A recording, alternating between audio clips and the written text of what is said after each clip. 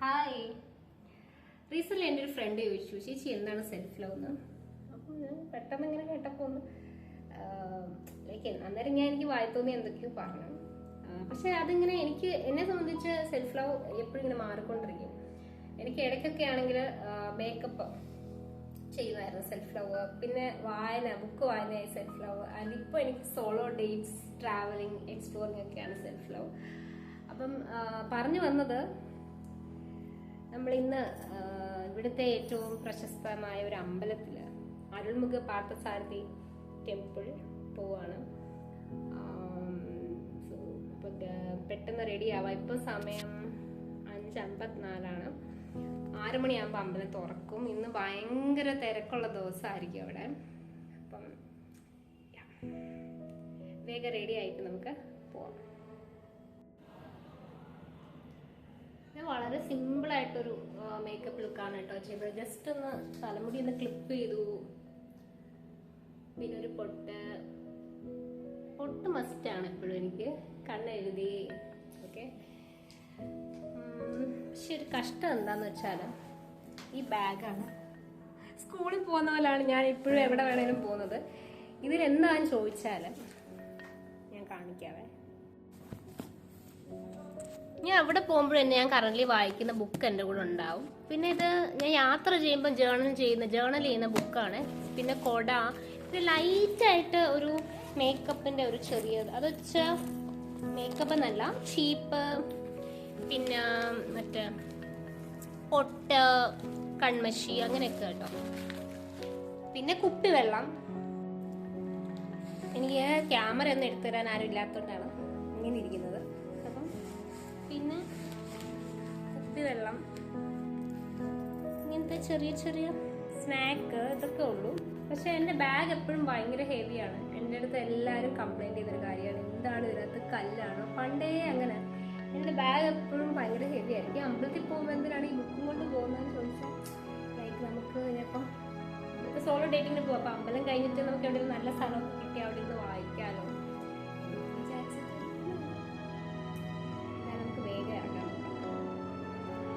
ഞാൻ എപ്പോഴും solo experience ചെയ്ത് ബെസ്റ്റ് ആയിട്ടുള്ള സ്ഥലങ്ങൾ പിന്നെ പതുക്കെ ഫ്രണ്ട്സ്, ഫാമിലി എല്ലാവരും കൊണ്ടുപോകും കേട്ടോ.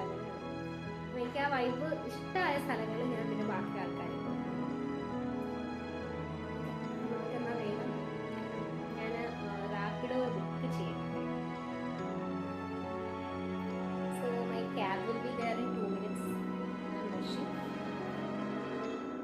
ബേസിക്കലി എന്ന് വെച്ചാൽ നമ്മളെ ഇപ്പം മറ്റൊരാൾക്ക് നമ്മൾ എടുക്കുന്ന എഫേർട്ട് പോലെ തന്നെ ഇപ്പം സെൽഫ് ലവ് എന്ന് പറയുമ്പോഴത്തേക്കും നമ്മൾ എഫേർട്ട് എടുക്കാൻ റെഡി ആയിരിക്കണം.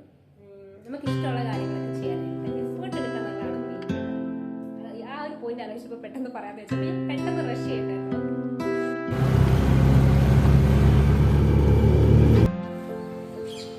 So reached Arulmigu Parthasarathy temple.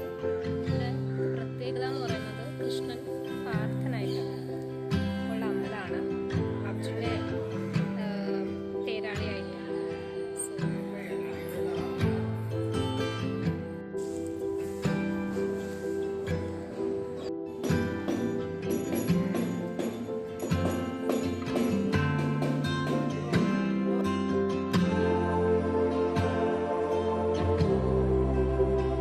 അപ്പം അമ്പലത്തിൽ ഭംഗിയായിട്ട് ദർശനമൊക്കെ കഴിച്ച് അടയാർ ആനന്ദ ഭവനിൽ എത്തിയിരിക്കുകയാണ്. നല്ല വിശപ്പായിട്ടുണ്ടായിരുന്നു. രാവിലെ 6 മണിക്ക് അമ്പലം തുറക്കുമെന്ന് കണ്ടാലും 7:45 വരെ ഞാൻ അവിടെ പോസ്റ്റായിരുന്നു. എന്നാൽ ക്യൂ കണ്ടില്ല. ക്യൂ അവിടെ സൈഡിലുണ്ടായിരുന്നു. ക്യൂവിൽ പോയി നിന്നതുമില്ല. എന്തായാലും അതെല്ലാം കഴിഞ്ഞ് ഒരു 8 മണിയൊക്കെ കഴിഞ്ഞപ്പോഴത്തേനും ഇവിടെ കഴിക്കാനായിട്ട് വന്നിരിക്കുകയാണ്. അവിടെ ഗരുഡസ്വാമി ഉണ്ടായിരുന്നു ചെന്നപാടെ. പിന്നെ നമ്മൾ അവിടെ ചുറ്റിനും കറങ്ങാനായിട്ട് അവർ പറഞ്ഞു. 7:45 ആകുമ്പോഴേ അകത്തോട്ട് കയറ്റുള്ളൂ. അപ്പോൾ ചുറ്റിനും കറങ്ങിയ സമയത്ത് അവിടെ ഒരു സ്റ്റെപ്പിന് മേലെയായിട്ട് ബാലകൃഷ്ണൻ ഉണ്ടായിരുന്നു, പിന്നെ അണ്ടാൾ ദേവി ഉണ്ടായിരുന്നു. പിന്നെ നമുക്ക് പേര് കേട്ടിട്ടില്ലാത്ത ധാരാളം ദൈവങ്ങൾ അവിടെ ഉണ്ടായിരുന്നു. അതെല്ലാം ചുറ്റിനും നടന്ന്. പിന്നെ അവിടെ കൊട്ടുണ്ടായിരുന്നു കേട്ടോ. നേരത്തെ ചെറിയൊരു ക്ലിപ്പ് ഇട്ടിട്ടുണ്ട്. അപ്പോൾ ആ കൊട്ടിൻ്റെ കൂടെ ഇരുന്ന് ഞാൻ അഷ്ടപതിയും വേറെ കീർത്തനങ്ങളൊക്കെ ഇരുന്ന് അവിടെ ഇരുന്ന് അമ്പലത്തിൻ്റെ നടയിലിരിക്കുന്ന അവരൊക്കെ പാടുന്നുണ്ടായിരുന്നു ആ കൊട്ടിൻ്റെ കൂടെ. അപ്പോൾ അതിന് ശേഷം നന്നായിട്ട് തൊഴുത് ഞാൻ അമ്പലത്തിൽ നിന്ന് ഇറങ്ങി ഇപ്പം അടയാർ ആനന്ദ ഭവനിൽ കഴിക്കാൻ വന്നിരിക്കുകയാണ്. ഞാൻ എപ്പോഴും ഓർഡർ ചെയ്യുന്ന ഒരു സാധനമുണ്ട്, അത് പുറത്ത് പോകുമ്പോൾ ഞാൻ അത് തന്നെ കഴിക്കുന്നത്. അപ്പോൾ അത് തന്നെ ഇവിടെ വന്നിട്ട് ഓർഡർ ചെയ്തിട്ടുണ്ട്. മറ്റൊന്നുമല്ല, ഇടിയപ്പമാണ്. അപ്പോൾ ഇടിയപ്പവും പിന്നെ തേങ്ങയുടെ ഒരു സംഭവം കത്തി.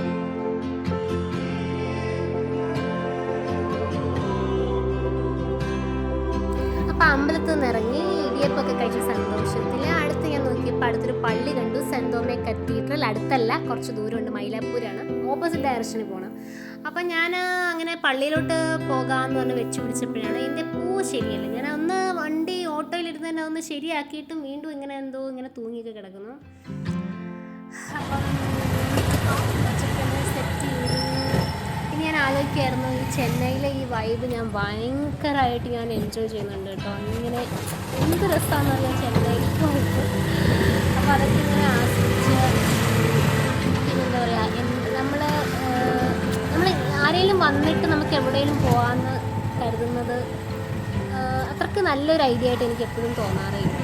ഇന്ന ആൾ വന്നിട്ട് ഇന്ന കാര്യം ചെയ്യാമെന്ന് പറഞ്ഞിട്ട്. കാരണം അവർക്ക് വേറെ, ഞാൻ എന്താ അങ്ങനെ പറയാൻ കാര്യം എന്ന് വെച്ചാൽ, പണ്ടൊക്കെ ആരെങ്കിലും കൂടെ ഇല്ലാതെ ഞാൻ വീടിന് പുറത്തിറങ്ങാത്ത ഒരു രീതിയായിരുന്നു. എനിക്ക് ഇഷ്ടമേ അല്ലായിരുന്നു. ആരെത്ര പറഞ്ഞാലും ഞാൻ കേൾക്കത്തില്ലായിരുന്നു.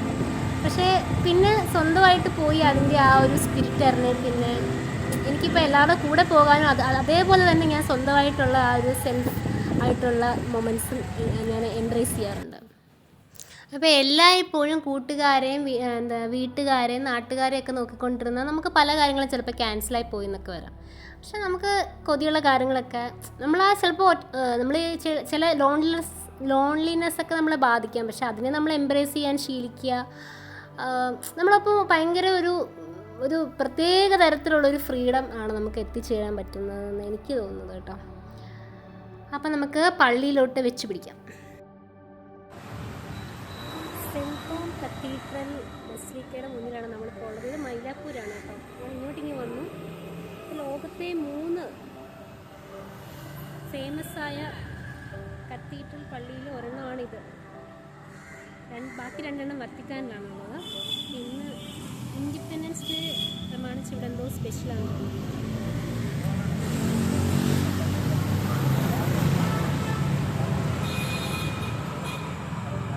ഉള്ളിലോട്ട് പോയി നോക്കാം, എന്തോ പരിപാടി നടക്കുകയാണ്.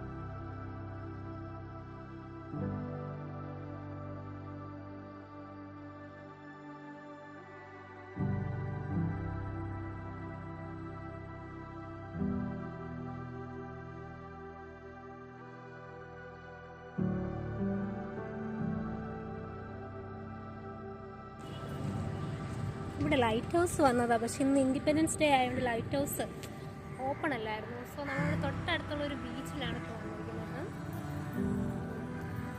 കരിഞ്ഞു പോകും എന്തായാലും സാരില്ല. കുറച്ച് വൈറ്റമിൻ ഡി ഒക്കെ എടുത്തിട്ട് പോകും.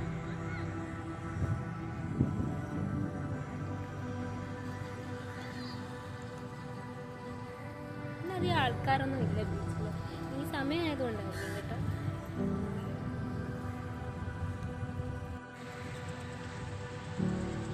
നോക്കിയിട്ട് എനിക്ക് ഇൻട്രസ്റ്റ് ഉള്ള ക്രിക്കറ്റ് മാത്രമേ കാണുന്നുള്ളൂ. ഇവർ കൂടുതൽ വേണമെങ്കിൽ ക്രിക്കറ്റ് കളിക്കാം. വേറെ ഒരു ആക്ടിവിറ്റീസ് ഇവിടെ കാണുന്നില്ല. പിന്നെ തിരയണ്ട, ഇതിന് ഒട്ടുമേ തിടുക്കയില്ല. Coming for a solo date, so there is no emergency to reach home. ഏരാപാര എത്ര വേണമെങ്കിലും നടക്കാം.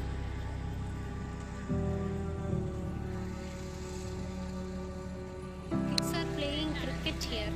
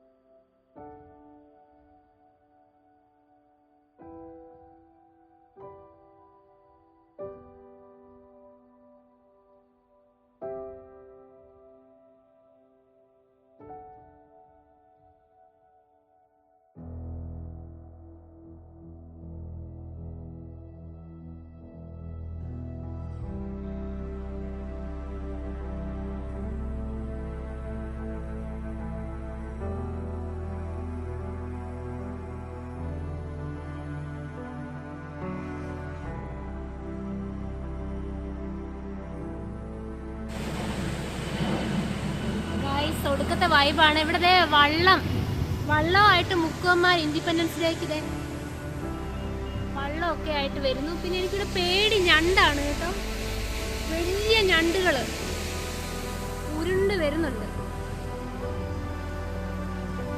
വൈബാണ് കേട്ടോ, വൈബ്.